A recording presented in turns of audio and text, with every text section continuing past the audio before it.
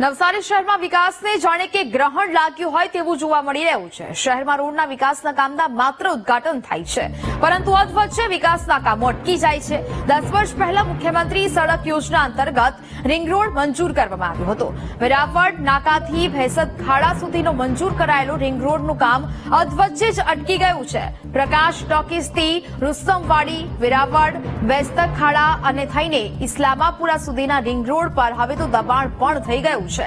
850 મીટરનો રોડ માત્ર 400 મીટરનો બની ગયો છે, તો વેરાવળથી પ્રકાશ ટોકીસ સુધીના રિંગ રોડનું કામ પૂરું નથી થયું। શહેરમાં ટ્રાફિકની સમસ્યા વધી રહી છે, જેને લઈને તંત્રએ નવા રિંગ રોડની તૈયારી ચાલુ કરી છે, પરંતુ હજુ જૂના રિંગ રોડ પૂરા થયા નથી। એવામાં નવા રિંગ રોડનું કામને લઈને સવાલ ઉઠ્યા છે। વહેલી તકે જૂના રિંગ રોડનું કામ પૂરું કરવા લોક માંગ ઉઠી છે। અત્યારે નવસારી શહેરની અંદર જે મુખ્ય પ્રશ્નો કોઈ હોય તો એ રિંગ રોડનો છે। રિંગ રોડ જે નવસારીનો 15 વર્ષ પહેલા મંજૂર થયેલો, પરંતુ આજ દિન સુધી એ રિંગ રોડનો પૂરો કરી શક્યા નથી।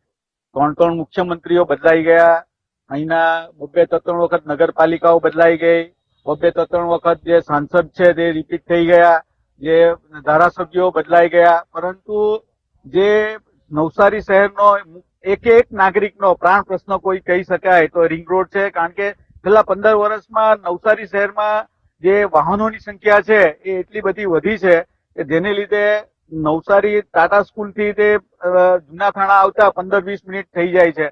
તો આ જે પ્રશ્નો છે એ ખૂબ જ મહત્વનો પ્રશ્ન છે। એનું નવસારી નગરપાલિકા નિરાકરણ કરી શકતી નથી, જે તેમની સક્ષમ એ લોકો એને માટે બનાવવા માટે સક્ષમ નથી, એ પોતાને એ પુરવાર કરે છે।